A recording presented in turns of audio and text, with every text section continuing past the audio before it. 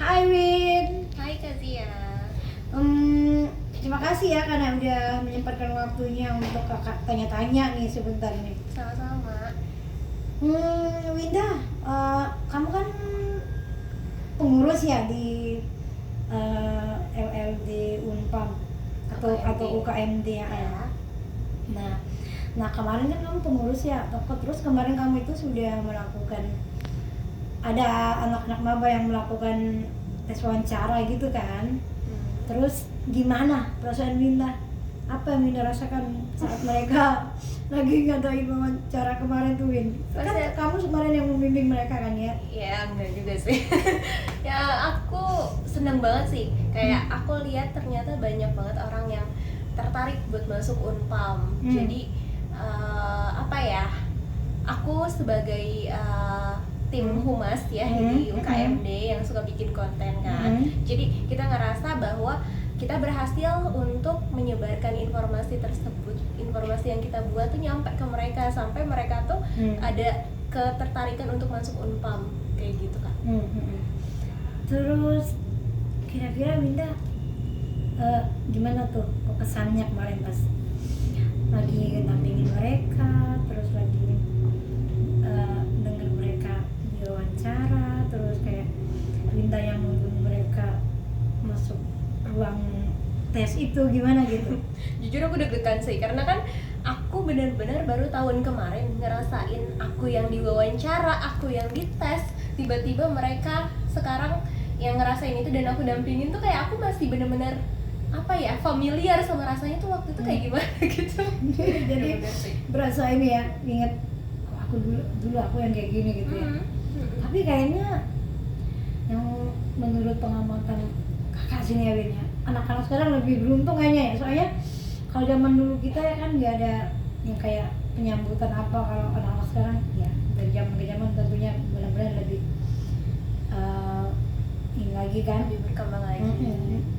apa dari pelayanan pengurus-pengurusnya, dari motivasi, dari support dan pengurus-pengurusnya lakukan gitu kan ketika ada mahasiswa baru yang mau melakukan tes wawancara.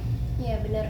Jadi kan emang Unpam ini kalau menurut aku pribadi ya, Unpam ini terlepas dari aku adalah mahasiswi Unpam gitu ya.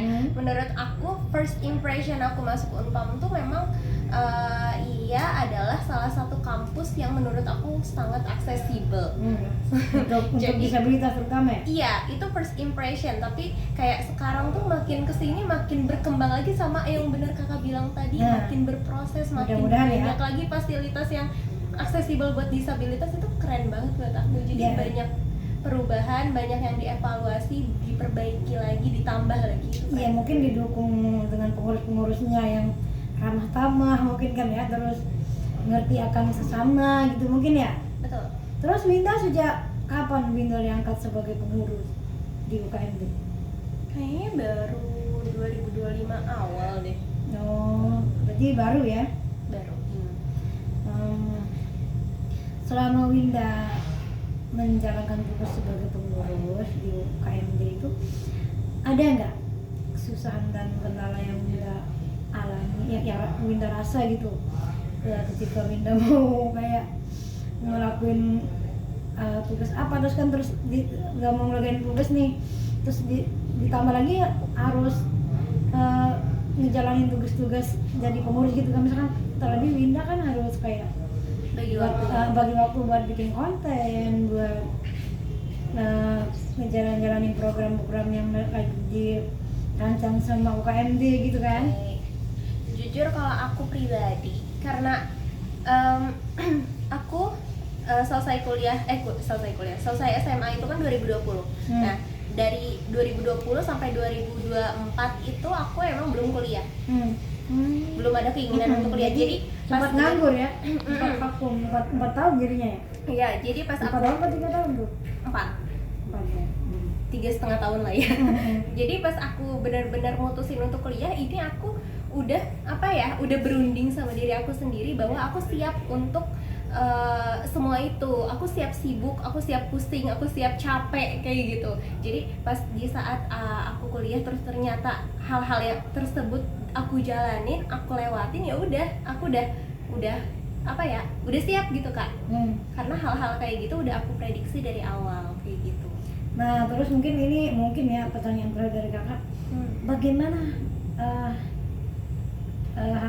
rencana Winda ke depan untuk memajukan UKMD?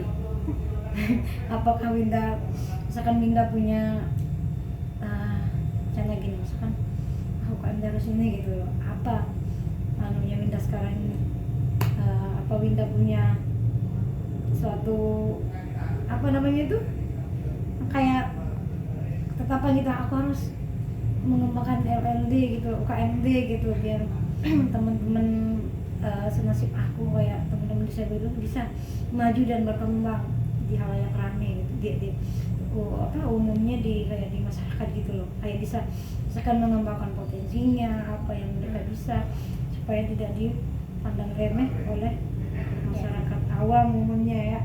Kan kebiasaan atau setahu kakak tuh, apalagi orang-orang kampung yang awam tuh kadang-kadang kayak ngeremehin gitu loh Win. Jadi orang itu. Iya, jadi menurut aku apa namanya, di suatu organisasi dimanapun itu nggak harus UKMD ya.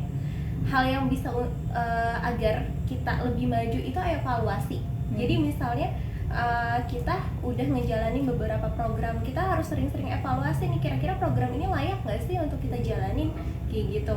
Terus ketertarikan mahasiswa sama program yang kita lakuin ini kira-kira gimana sih gitu. Jadi kita harus banyak evaluasi dan banyak perbaikan dari kegiatan tersebut kayak gitu kan.